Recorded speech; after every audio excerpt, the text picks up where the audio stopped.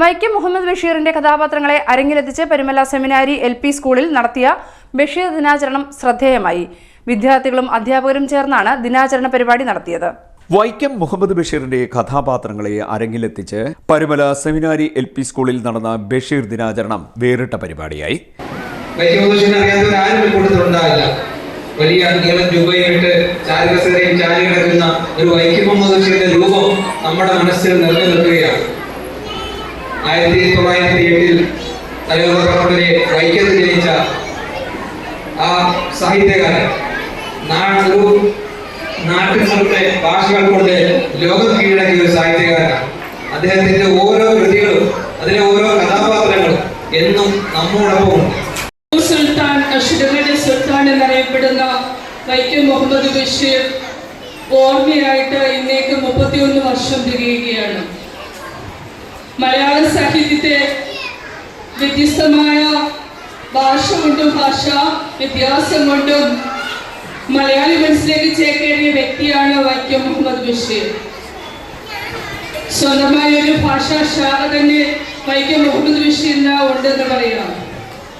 മലയാളം വായിക്കാൻ അറിയാവുന്ന ഏതൊരു വ്യക്തിക്കും വളരെ വേഗം മനസ്സിലാവുന്ന രീതിയിലാണ് അദ്ദേഹത്തിന്റെ രചനകളുടെ എഴുത്തുകൾ. എത്ര പറഞ്ഞാലും തീരാത്ത മഹാപ്രതിഭയായ ആ എഴുത്തുകാരൻ നിന്ന് നിലകൊള്ളുന്നത് അദ്ദേഹത്തിന്റെ രചനകളുടെ പ്രത്യേകത തന്നെയാണ്. വിദ്യാർത്ഥികളും അധ്യാപകരും പങ്കെടുത്ത പരിപാടിയാണ് നടന്നത്.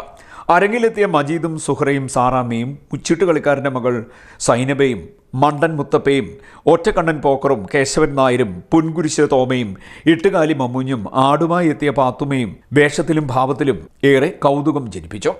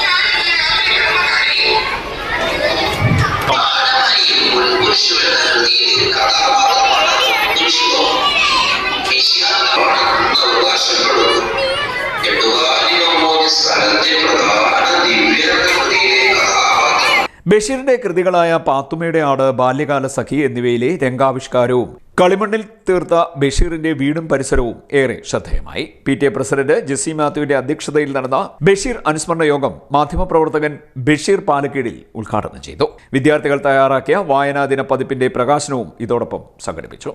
പ്രഥമാധ്യാപകൻ തോമസ് ടി കുര്യൻ, അധ്യാപികമാരായ അശ്വതി ജേക്കബ്, ഷാരി, ആമിന, മറിയാമ്മ കോശി എന്നിവർ സംസാരിച്ചു.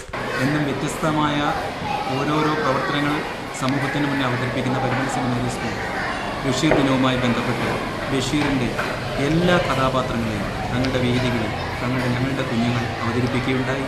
എല്ലാം ഏറ്റവും എങ്ങനെ ബഷീറിനെ, ജനകീയനായ ബഷീർ എങ്ങനെ കുട്ടികളുടെ മുന്നിൽ അവതരിപ്പിക്കപ്പെട്ടു, അല്ലെങ്കിൽ അദ്ദേഹത്തിൻ്റെ കഥാപാത്രങ്ങൾ ഇന്നും ജീവിക്കുന്നു, ഇതായിരുന്നു ഞങ്ങൾ ഈ പ്രവർത്തനത്തിലൂടെ സമൂഹത്തിന് നൽകുന്ന സന്ദേശം.